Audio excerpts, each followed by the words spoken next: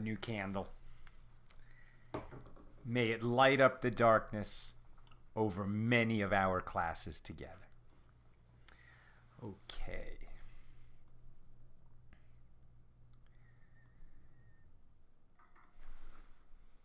There's the YouTube side. It seems just like Facebook has been slow to respond in terms of telling me that it is live so that I can get your comments in front of me. Here we go. Okay, beautiful. James Roth in the house in Indianapolis. Stephen Giguere from Dover, New Hampshire. Welcome to the show. Janice Beanstalk in the house. Who is in from Huntington Beach, California. Who else is with us? Where are you tuning in from? Kit Schindel has joined. It's great to see you, my holy sisters and brothers. Okay. I'll keep an eye on the comments. If there's a question or comment, we're going to try a new system where Nina can point it out to me. And when we get to a good breaking point, I'll address the comments and questions. Jeffrey Edward Gibby from Bolivia, North Carolina. I assume you're saying Bolivia, North Carolina. I didn't know there was a city named Bolivia, North Carolina. How cool. Aloma Jean Grain says, hallelujah, I am here from Reed City, Michigan. And Bryna Bloomfield says, third night in a row. Fantastic to have you with us, Bryna. Okay, we've got some interesting stuff in today's daf. We're in Tractate Shabbos, Masechet Shabbos. We are on Daf Tzadi Hey, that's page 95. And today, with God's help, we're going to finish chapter 10 by finishing our discussion of Mishnah number 7. And we're going to begin and complete Mishnah number 8. So yesterday, toward the end of our discussion of Mishnah number 7, we had just a little bit of a back and forth. So let's get clear about this rule of cutting one's nails on Shabbos. So it's absolutely prohibited to trim your nails with a utensil, with a scissors or a nail clipper. Never okay. That would be violating a Torah commandment. So if you did that unwittingly because you didn't know it was prohibited, or you didn't know it was Shabbos, or you just forgot, so then you would be liable to bring a sin offering if the temple were standing or when the temple is rebuilt. The rabbis also prohibit, biting your nail or tearing off a piece of your nail with your fingers, not using a utensil. There is a permission if you've got like a snag of your nail which is pointing up, and this is important, and the majority of it has already, it's like a piece that's hanging off your nail, and most of it, more than half of it, is already detached, right? So if it's like you caught your nail on something and a bit of your nail was already kind of hanging off, and it was pointing out and it was uncomfortable, or the same thing with like a skin tag. If it was already mostly severed from your body, so then you could come along with your fingers or your teeth or something and finish taking it off. But you can't bite your nails. You can't start to take something off that's not already coming off, and you can never use a utensil to take it off. That's the rule on Shabbos. And that also applies to hair. You can't cut your hair on Shabbos. You can't trim your beard or your mustache. No hairs can be cut on Shabbos. Now that we're talking about nails and hair and grooming on Shabbos, we also learn that a woman may not braid her hair on Shabbos. Cannot braid your hair on Shabbos. That is not a Torah violation, it's a rabbinic violation, okay? So if a woman does braid her hair on Shabbos, so she's violated halakha, she's violated the law, but she does not become liable to bring a sin offering if she did this unwittingly, because she didn't violate a Torah prohibition, she violated a rabbinic prohibition. So if this is somewhat new to you, the basic difference is that the rabbis enacted certain decrees to protect us from coming to violate Torah prohibitions. When you violate a Torah prohibition, there's a penalty. When you violate a rabbinic prohibition, you've done something that was prohibited, but really the one you hurt is yourself, because then you've come closer to violating a Torah prohibition. Okay, so braiding hair, rabbinically, you can't do it. Why? What is the rationale that a woman can't braid her hair on Shabbos? So Rabbi Avin says, in the name of Rabbi Yosei, the son of Rabbi Hanina, that braiding hair is like weaving, right? So we know that it was definitely one of the labors, one of the 39 labors necessary to build the tabernacle in the wilderness. And this is where we derive all of the labors that are prohibited on Shabbos. And one of those labors was weaving. Makes sense because the tabernacle was essentially a large tent. And so there were a lot of fabrics involved. And they were woven. So weaving is one of the things we cannot do on Shabbos. It's one of the prohibited labors. And braiding hair is like weaving. But the rabbis answered Rabbi Avin and say, what are you talking about? That may be some kind of weaving, but it's a very atypical form of weaving. And we've already learned that if you do one of the labors in an atypical manner, so that's not going to fall under the law. It's going to be an exemption. It might be prohibited rabbinically. It's certainly not going to be violating a Torah prohibition. And this seems so atypical that it's just not going to count as weaving. So Rabbi Abahu says, no. You misunderstood what Rabbi Yosei, the son of Rabbi Hanina, said. In fact, what Rabbi Yosei, the son of Rabbi Hanina, said is that braiding hair is prohibited on Shabbos because it is a form of building. Not weaving, but building. Building is a very broad category, right? Building is like every aspect of construction that goes into building a building is one of the aspects of building, right? It's construction, any kind of construction. With tools, even without tools. It's a form of building. This actually is the reason that you can't open an umbrella on Shabbos, because when you open that umbrella, you've created a shelter. You've created a structure. And so we don't open an umbrella on Shabbos. So then the rabbis answer Rabbi Abahu, come on, you're telling me that braiding hair is a form of building? That doesn't sound right. That is as atypical a form of building as braiding is a form of weaving. We said that was so atypical it doesn't even count. So then Rabbi Shimon ben Manasseh answers this challenge and he says, yes, indeed, braiding is a form of building. Where does he get it from? Genesis chapter 2, verse 22. And the Lord God built the side that he took from Adam into a woman. Now, usually we hear in the culture when we talk about that God took from Adam and created Eve, it's the rib, right? People always mention the rib. So the rib is not mentioned in the Torah. In the Hebrew, the best translation seems to be the side. The Lord took something from Adam's side and built that into a woman. So where does braiding come into it? And now Rabbi Shimon ben Manasseh continues. He says, we learn from this verse, and this is such a beautiful image. We learn from this verse that the Holy One braided, the Holy One, blessed be He. So the Holy One, blessed be He, God Himself. And of course, God is not a gender. It's just the limitations of English.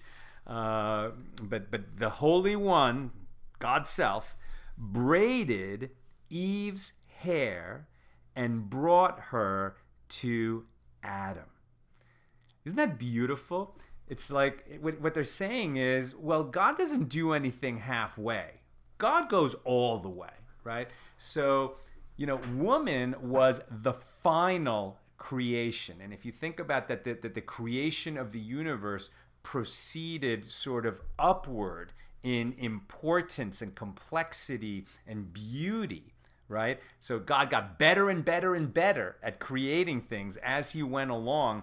He started with something that was pretty amazing, light, but eventually he created a universe and the world and the earth and the oceans and the land and the plants and the animals and higher order animals and higher order animals. And finally God created a male, but then the epitome, the acme of the creation was the woman, the final creation, when God was at God's absolute best in the creation game, was woman. And did he just create her and say, okay, here you go? No, he finished the job, right? He made her beautiful. He braided her hair and presented her to Adam and him to her, like he made a match. And we actually learn elsewhere in the Torah that it is easier to part the sea, to part the sea of reeds, than it is to match soulmates with each other. And these, of course, were the original soulmates. So God did the job, 100%. And to do the job 100%, he didn't present Eve to Adam in a messy way. He braided her hair. And it's just such a lovely image. The Holy One, the creator of the universe, coming into the creation and taking care of the littlest detail, braiding Eve's hair so she would look her best when she was presented to Adam. And Rabbi Shimon ben Manasseh adds that this word built actually is still used for braiding in the islands of the sea. In the islands of the sea, excuse me, they still refer to braiding one's hair as building.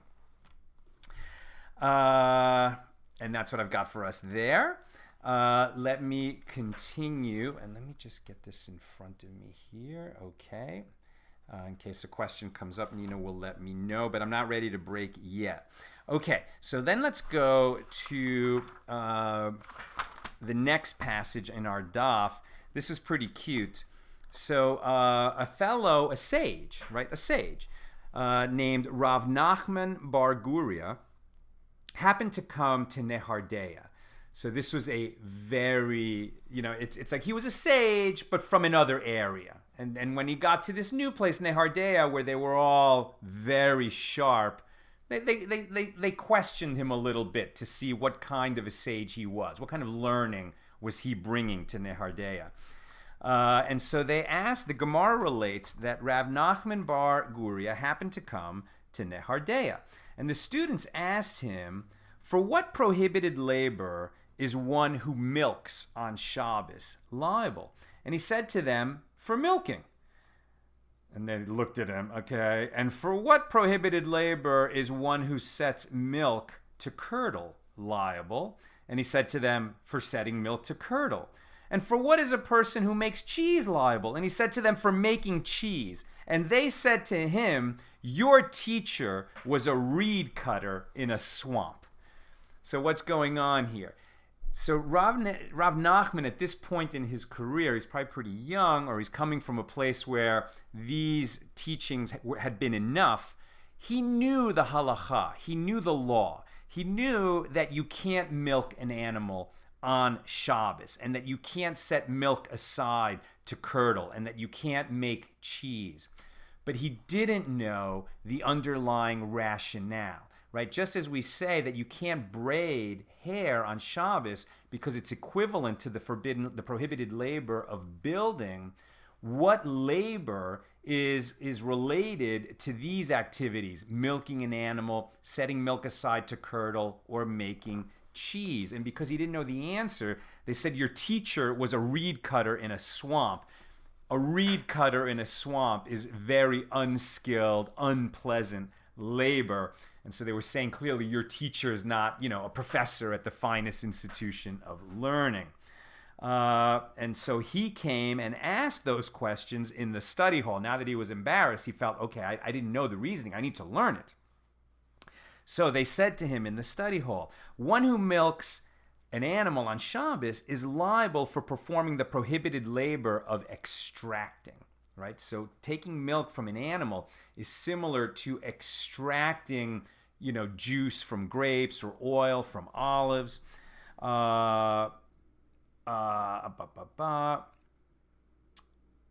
Is similar to extracting, which is a subcategory, interestingly, of threshing. Right? And I might be wrong that extracting includes taking olive oil from olives.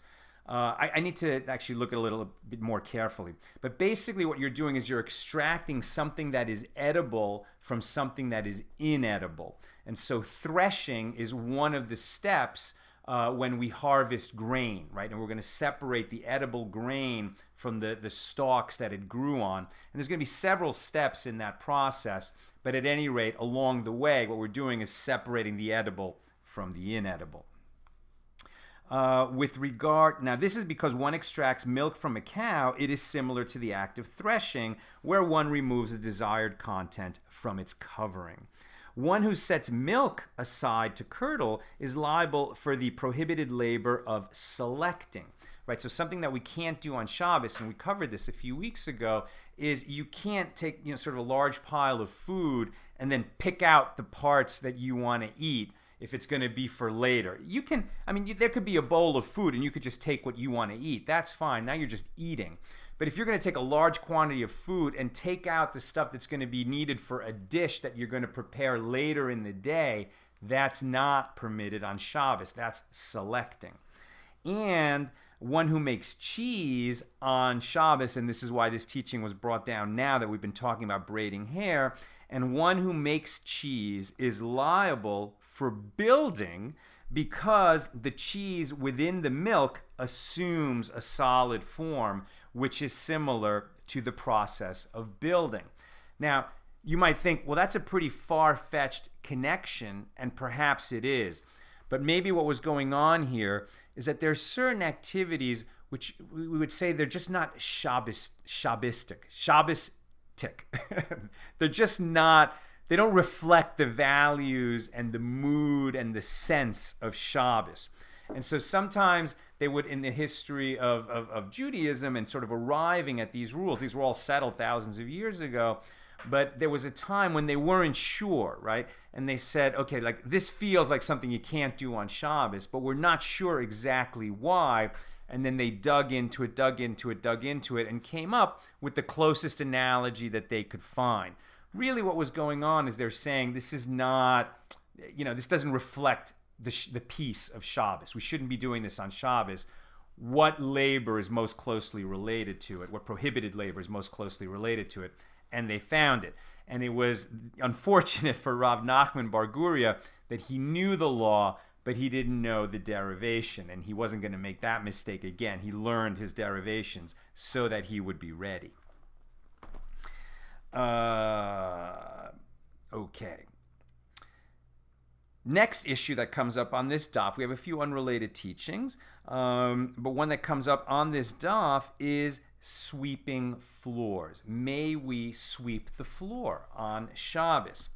So before we get to what the law is, let's go back in time to why there was an issue. The main issue that happened is that most people had dirt floors. And if you were to sweep the floor, you might make a furrow in that dirt floor, or there might be holes in the floor which you come to fill in. And either digging a hole or filling in a hole are both prohibited on Shabbos. You can cover filth in the house with some dirt. You can even take some dirt from the floor, from one part of your dirt floor, and use it to cover some filth in another part of the dirt floor. And that is according to the ruling of Rabbi Shimon, who says that even though you created a hole when you took some dirt from the dirt floor over here and used it to cover filth over there, you didn't make a hole in order to make a hole. That was an inconsequential, an unintended consequence of what you really needed to do, which was to cover the filth. And Rabbi Shimon's ruling is halacha. However, we have to be careful in how we apply it. So sweeping a dirt floor was prohibited and remains prohibited. You can't sweep a dirt floor on Shabbos. That, if you do not become liable to bring the sin offering. However, it's a rabbinic prohibition, a fence around the Torah so that we don't come to do other prohibited activities.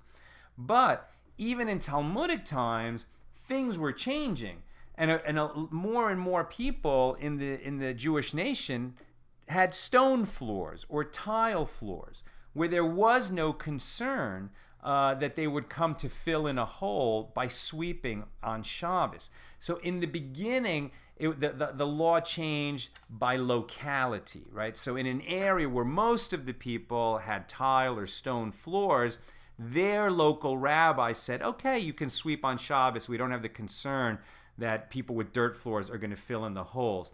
And then eventually that law spread. And so today we can sweep a floor. If it's a wood floor, a tile floor, any kind of a floor that's not a dirt floor, you can sweep that on Shabbos. And even though sweeping is a form of work, there's certain kinds of things that are a little bit work-like that we can do on Shabbos. Like you can set the table on Shabbos. Better to set the table before Shabbos. But when you're talking about Shabbos lunch, which you're going to eat on the same table where you had Shabbos dinner, you're going to set the table, right? You're going to clear the dishes. You're going to take them to the kitchen. You're not going to wash the dishes on Shabbos, but you're going to do certain things. And sweeping the floor is one that they wanted to be able to permit because, it's harder to enjoy Shabbos if like the food from Shabbos dinner is still there on the floor as we approach Shabbos lunch. And so the law has become that we can sweep, right? We can sweep a stone, wood, tile floor, etc., but not a dirt floor.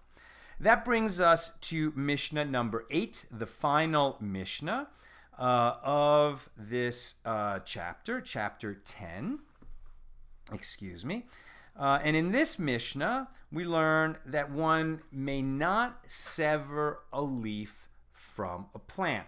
Now, this makes sense. We know that, right? You can't take a branch off a tree on Shabbos. It's a form of harvesting, a kind of reaping.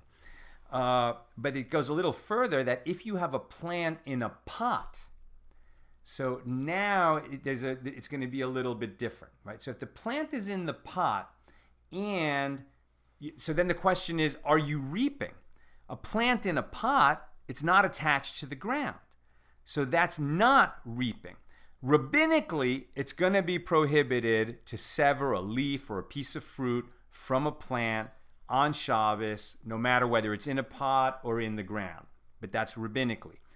But as a Torah prohibition, and that if you didn't know that you weren't allowed to do this, then you would make an unwitting violation. You would come to be liable to bring the sin offering when the temple is standing. If it's from a pot, if you cut a leaf from a pot, so it's prohibited rabbinically, but you're exempt from bringing a sin offering because you're not reaping something that is growing in the ground. Now, our sages, to be extra cautious, said yes, but if you have a pot with holes in the bottom, a perforated pot, and that's sitting on the ground, now we have a concern that the roots, and you've seen this, anybody who does any kind of gardening with pots, you know that eventually the plant grows enough and its roots fill the pot, and then they start to expand out of the pot, and if there's any holes in the bottom of the pot, those roots can come out through those holes and then attach into the ground. So now if you severed a leaf or a fruit from this potted plant, but it's a perforated pot sitting on the ground, so now you actually would be liable to bring a sin offering because you're reaping from a plant that is in the ground because its roots went through the bottom of the perforated pot into the ground. Rabbi Shimon exempts. He doesn't think that whether it's a perforated pot or an imperforated pot, right, whether it has holes in the bottom or it doesn't have holes in the bottom, he says a potted plant is a potted plant, and we're not going to be concerned that its roots extended into the ground. So Rabbi Shimon would exempt one from bringing the sin offering. However, all agree that rabbinically it's prohibited to cut a leaf or a fruit from a plant on Shabbos, any plant, whether it's in a pot or in the ground or anywhere. Yeah, very good. So then, so Rabbi Shimon says, so according to Rabbi Shimon, right, whether there's holes in the pot or not, it's not going. It's considered a potted plant. But then he's challenged. The rabbis challenged Rabbi Shimon. They said, now wait a minute. We understand that you're not so concerned about roots extending through some little hole in the pot. But what if that hole is large, right? At some point, the hole at the bottom of the pot could be so big that it's not a pot anymore, right? You can almost imagine that somebody might use the pot to sort of make a shape of earth in the pot. But if the pot has no bottom, then for sure that, and there are planters like that. People have planters in front of their houses where really it's just a concrete wall that surrounds a bunch of dirt, right? And the bottom of the planter goes straight into the dirt. So those plants are in the ground. And so at some point, a pot becomes not a pot because it has holes in it. And Rabbi Shimon would have to agree with that. And so now I'll read to you, just so that we can see kind of the logic of it. When does a hole in a pot render it not a pot? And that's actually going to depend on the purpose of the pot, right? So we're talking now about earthenware vessels, clay vessels, but depending on what they're used for, the size of a hole that is made in them or the size of the rupture, maybe they're broken or a little bit broken. And so the question is, at what point does a hole broken into a pot render it not a pot for certain purposes? And we've already started to see that even though we've been talking about the laws of Shabbos, other laws, other areas of law are going to come into our discussion, like can something receive tumah, ritual impurity, or not, right? An earthenware vessel can become tameh, and when it becomes tameh, it's a big problem because it cannot be made tahor again. It actually has to be broken. But once it's broken, then an earthenware vessel that is broken cannot become impure. It remains tahor, it remains pure. So let's look at how our sages define these differences. Apropos of the purification of an earthenware vessel, the Gemara cites that Rava said 5 measures were stated with regard to holes in an earthenware vessel. If it was perforated with a small hole from which liquid can seep out, it is no longer a vessel and it is ritually pure in terms of the impurity of a shard, right? So if the earthenware vessel was meant to hold liquid, so now it really has to be, watertight. If it has any kind of a crack in it that liquid is going to leak out, so then it's no longer a vessel capable of holding liquids. At that point, as far as liquid holding is concerned, it's broken, and therefore it cannot become tameh. It cannot contract ritual impurity. What kind of tumah are we talking about? So for instance, if a creeping thing, let's say we have a pitcher that we use to pour water, and it's made out of ceramic, an earthenware vessel, right? That's ceramic. And it has a hole in it. I'm sorry, it's there's nothing wrong with it. It's not broken. If a sheretz actually went into it, a creeping thing, that would render that pitcher impure, and then it would no longer be useful, at least to a person that requires that their vessels be tahor, be ritually pure. But if this thing has a hole in it, okay, so you can't use it as a pitcher anyway. It's broken as vis-a-vis being a pitcher, but you may have some other use for it as a shard. You might have a use for it as a broken vessel, right? So it's going to remain ritually pure. We're not going to have to worry about it in terms of it functioning as a pitcher. Now, certain shards of impure earthenware vessels remain impure if they can still be used. So this is interesting. So the question is, can a broken earthenware vessel be used for something? And then the example that's going to be given later in the daf, later in the page, is that, let's say you had a pitcher and it was broken. Water leaks out of it. There was a hole in the side, so you can no longer use it as a pitcher. So it's going to be tahor in terms of being used as a pitcher to hold water. However, what you might be able to do is break off the top of this pitcher, and then you just have the curved bottom. And now that bottom would be watertight. So it's no longer a pitcher, but it might function as a dish, particularly one that you could place under a flower pot, right? If you have flower pots, often we water them, there's a hole in the bottom of the flower pot. That's for the benefit of the plant inside. You want it to be able to be porous and water goes through and doesn't stay in there, and that can actually kill the plant. So water needs to get out of the pot, but we don't want it to leak all over the table or the kitchen counter or the shelf where it stays.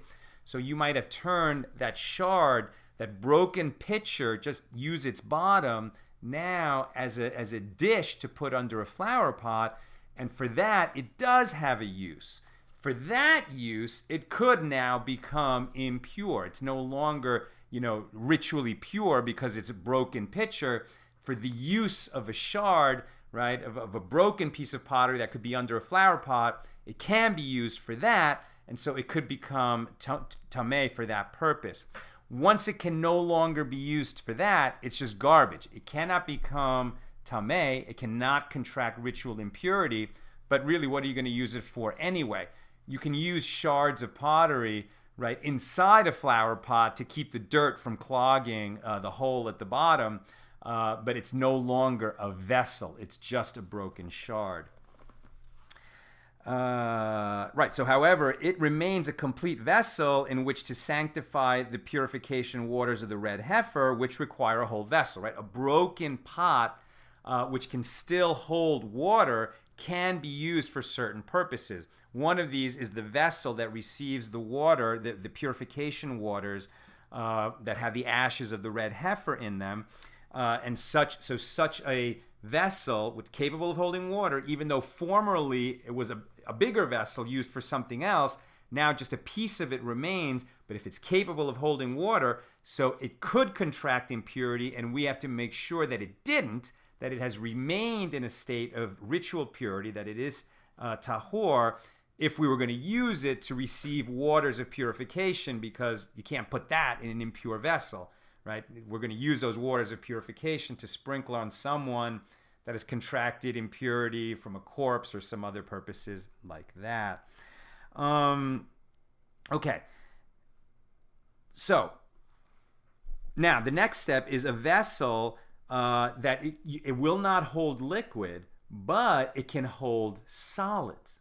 Right? So even though it won't hold liquid, if you're now going to use it just for holding solid things, okay, so now again, it would always be tahor, pure with respect to holding liquids, but something with a hole in it might be perfectly capable of holding solids. So again, now it's something that it potentially could become ritually impure. It could become tameh. So a vessel in terms of rendering seeds, rendering seeds that are in it is capable of becoming ritually impure, that it could impart its tumah. If that vessel holding seeds became impure, it could transmit that impurity to the seeds that are inside of it. And if it was perforated with a hole the size of a small root, it is ritually pure in terms of rendering seeds in it capable of becoming tameh, right? So now, if it has a tiny hole in it that water would leak out of, but it's still a valid vessel for holding seeds. Now we're saying, okay, the hole is bigger than just something that a little water would seep through. Now it's a kind of a hole that a root could grow through. If a root could grow through the hole in this vessel, so now it's no longer capable of holding seeds, because seeds could fall through that same hole. So as a vessel for holding seeds, it's broken. Therefore, it cannot become tameh, cannot become ritually impure, as a seed-holding vessel, and therefore it cannot transmit impurity to the seeds that are in it. And if it was perforated with a hole large enough to enable olives to go through. It's a bigger hole now. Olives can pass through the hole. So now that vessel is pure in terms of the impurity that it could transmit to olives. It can no longer become impure as a vessel for holding olives, but it may remain a valid vessel that could become impure for the purpose of holding pomegranates. And if the hole in it is large enough that pomegranates could fall through it, then it is ritually pure of any type of impurity, meaning that if it has a hole in it so big that pomegranates could fall through it, it's not a vessel anymore. We don't think of it as a vessel for anything, even though you could maybe hold watermelons in it. Once the hole in it is large enough for pomegranates to slip through, it's not a vessel anymore. Since it's not a vessel, it cannot contract ritual impurity, and it cannot transmit ritual impurity. Okay, that is what I've got for us today. And let me scan the comments to see if there's anything to talk about.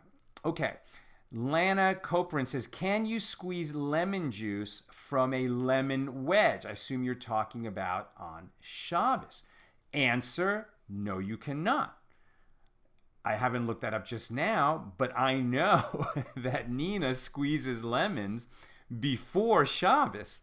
And so I would think that squeezing lemon juice from a lemon is taking something desirable from its cover, and that would come under extraction. So that's something that we don't do, and that would actually be a Torah violating a Torah prohibition. Lindsay Adams says, thanks for always being here every day, Sal and Nina. Still finding so much of my motivation right here at AT Daily. Thank you so much, Lindsay. I'll tell you, it's not that easy. It really is. Some days the page is so exciting and so deep and so interesting, and other times it's really technical. I mean, this whole discussion of earthenware vessels and how big the hole in the bottom has got to be before it gets rendered not a vessel and therefore not capable of contracting impurity. It's hard for me just to keep that straight, and even harder to communicate it. But it is important to do it. We are doing our journey through the Talmud. And I think, what really matters the most is that as we come to understand these principles, that we start to get a little bit in the mind of our sages. And it's like, what are they after when they're going to be so specific, right? It's called pilpul, when they're really drilling in very deep to understand just what are the limits of a permit, of a permission or a prohibition, to understand what they're really about, what they're after there, it matters, right? It matters. And we're really talking about, on the one hand, people who are going to be very pious and hold themselves to a very high standard, and they want to know exactly what the law is. But also, even for somebody who's not so pious, but who wants to understand how the law works. And what's fascinating about this whole process is that God gave us a lot of very specific laws in the Torah. I mean, for instance, we're talking about earthenware vessels. We didn't talk about it here today. I don't mention everything that's on every daf, just sort of key points that I choose to explain. But one that I didn't explain today is this idea that an earthenware vessel that is in a room where there's a corpse, right, where there's a dead body, so then it can receive tumah of the tent, right, impurity of the tent, and corpse tumah. In other words, if you touch a dead body, it's a strong form of ritual impurity. But even if you don't touch the dead body, but you're in the same room with it, you're under the same roof with it, you receive impurity, and so does every object in that room, with the exception of an earthenware vessel that is sealed. If the earthenware vessel is sealed, so then what's in it and the vessel itself do not become impure. That's in the Torah. But then to understand, well, why is it there? What is God telling us? What are the limits of it? Where does it apply? Where does it not apply? There's so much complexity there. And it was like, but you need to know that complexity in order to apply the law in real life. And the situations of life keep multiplying, right? They keep multiplying as technology changes, as populations grow, as people who were living in one area migrate to another area and encounter circumstances that they never encountered in the old world, in the old life.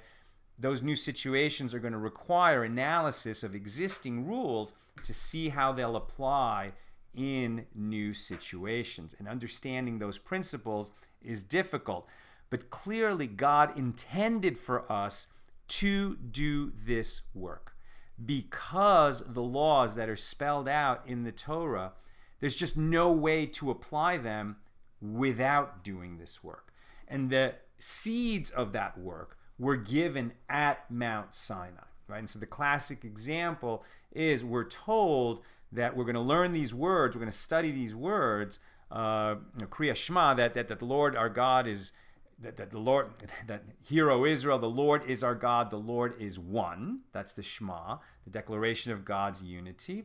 And that you shall love the Lord your God with all your heart and all your soul and all your resources. And that you will teach these words to your children in every generation. So this education tradition is ensconced right in the written Torah from the beginning, from Mount Sinai.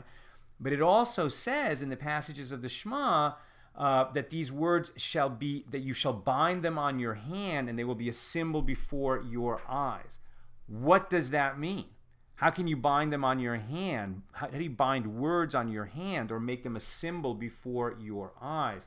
So the initial teaching of that, tefillin, that you would write those words on a scroll, you would place that scroll in a box made from the skin of a kosher animal. It's always done from a cow. And then there would be a strap attached to it. A strap's attached to both boxes, and then the box goes opposite your heart, and the strap gets wound around your arm, and the other box goes on your forehead, right at your hairline, and those straps come down around your neck. Like the initial parameters of tefillin were given to Moses at Mount Sinai. That's a tradition that goes all the way back to Mount Sinai. He taught Joshua. Joshua taught the elders and the judges, and that transmission of Torah goes back 3,000 years. But to understand the particulars of it, it was always intended that there would be an oral tradition along with the written code. Because really the written law is a code, the Mishnah is a code, the Gemara is a code. All these writings are very, very terse. And to understand, to unpack what these commands, what these laws require from us, requires this oral tradition and deep study. Okay. Arthur Lane asks, why all these regulations for Shabbos? I guess what you're asking, Arthur, and it's a great question, right? Shabbos is supposed to be about peace and gratitude, right? God, after 6 days of creating the universe, God said, enough, it's good. Now I'm going to enjoy it. And that's what we do also every day. Shabbos is the original holiday. It's the most important, the biggest holiday, and it just happens to come around every week. So why are there so many rules for us to be able to enjoy this Sabbath peace? I mean, there's a lot of answers to that. What I'm going to say is Nina and I, our journey to becoming observant Jews was like very gradual. It took a long time. And in the beginning, I mean, we would go to synagogue, we wouldn't get on our computers, we certainly wouldn't do any work, any of our career work on Shabbos, but we weren't so particular about certain rules. Like it seemed like, okay, maybe someday, but that's for like really crazy religious people, not for us. And over time, and also we didn't want to go too far too quickly because we saw other people that would get too religious too fast and then kind of burn out and leave it. And for us, every commandment that we started to observe, we kept it, right? We didn't backtrack. At least we tried not to. We never made a decision to, this is not for us, and go back on it. So we were very mindful every time we took on an obligation in our lives. And it took some years until, we sort of crossed over that threshold where you could say, we're Shomer Shabbos. It's not just that you don't drive. It's not just that you don't cook. It's a whole bunch of rules that you really have to observe and be careful about. And of course, there were some that we just made mistakes. And over time, we came to realize our mistakes. I confessed to one yesterday because I just didn't know about the nail trimming. I'd never talked about it with anyone or seen it. I should have looked it up at some point, but now that I've learned it, with God's help, I'll never do that again. But what I can say is when we cross that threshold where we could, just say with confidence, we're Shomer Shabbos, after some years of sort of progress in our Jewish journey, after we crossed that point, we realized why our old friend, Rabbi Sholem Pearl, used to say that, something is 95% kosher, it's 100% not kosher. It is fantastic, amazing to make the effort to get to 95% kosher. We're not denigrating anybody who's, doing anything that you're doing, fantastic. But I can just tell you from personal experience that when you get over certain thresholds and where you can really say, okay, I'm Shomer Shabbos, right?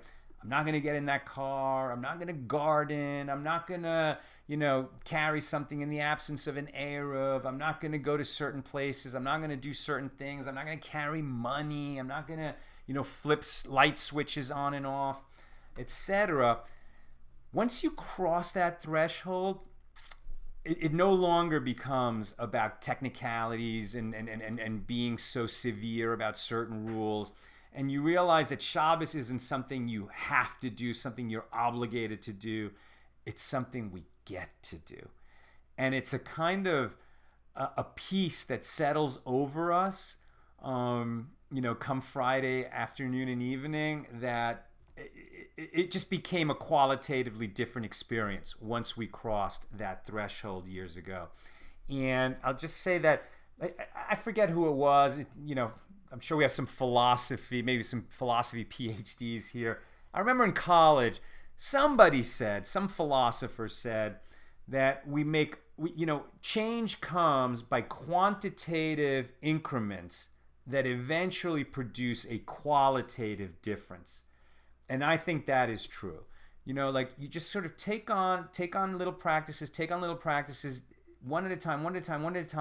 And then at a certain point, you're like, oh, it's different. My life is different.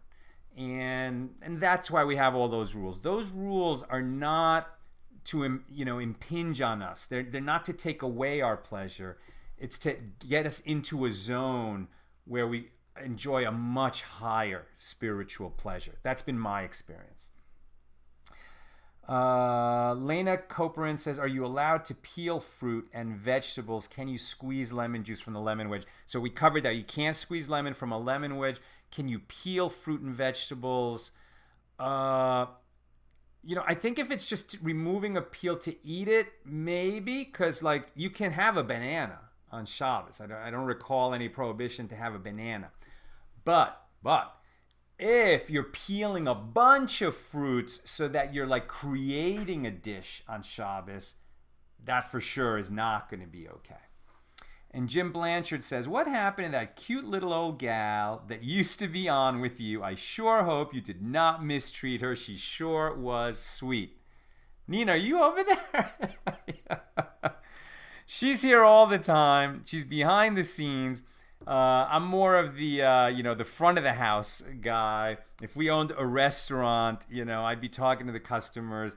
Nina's much happier supervising and running things and making sure that everything goes well. But I agree with you. First of all, she's the most amazing woman that I've ever met.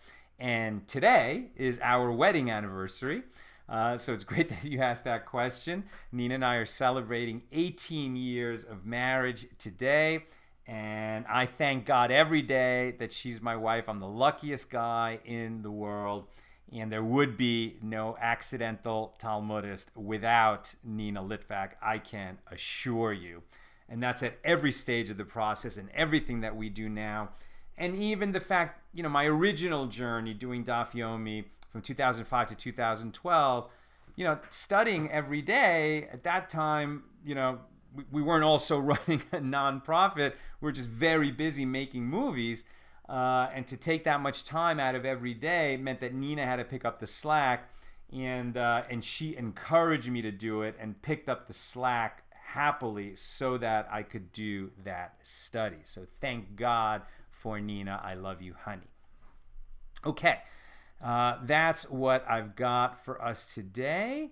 I'm not seeing other questions. Let me just check if there was a question over here on the YouTube side. Art scroll note mentioning the hands put into oil to build hair made me think of gel we use today. Right. So this idea that a woman can't braid her hair and a man, can't do his hair on Shabbos either, right? Some say you can't even part your hair.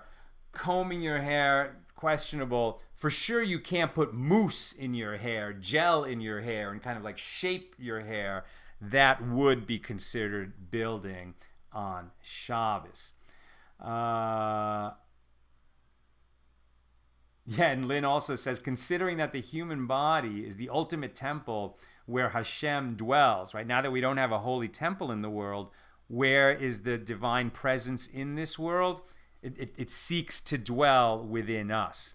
Or as Leonard Cohen, whom we were privileged to know, used to say, there's a crack in everything. That's where the light gets in, right? And it's in our very brokenness when we turn to God and say we can't do it alone, right? That's where God comes into us. That's where the Holy Presence comes into us and seeks to dwell within us. And so if the human is a dwelling place for the Holy Presence of God, then these prohibitions on building the hair or painting or dyeing the eyes, they're like temple maintenance work, and they're rather lovely and symbol. And so, it is absolutely, and by the way, it is absolutely, just let me finish with this, it is absolutely an obligation that we have to take care of our bodies. We do. It's not commanded per se in the Torah that you have to eat healthy food and do exercise. However, I heard this from my friend Naftali Rubin, and I don't remember who he heard it from, but if you don't take care of yourself, and because you have poor health, you come to die earlier than you would have, right? If your body ends up giving out early in this lifetime because you didn't take care of it in something that, a kind of care that was available to you to do. We can't do everything, right? But if you could have taken better care of yourself, and because you didn't, you end up dying younger than you would have, then you're going to be liable for all the mitzvahs that you could have performed during those years of your life that were cut short. Isn't that something? So, my friends, my holy sisters and brothers, take care of yourselves. Eat right, do exercise, pray, give charity, do all the good things, that to take care of yourself, your dwelling, your family, so that you end up living longer and do more good in this world. That's what I've got for us today. Sending you all big love.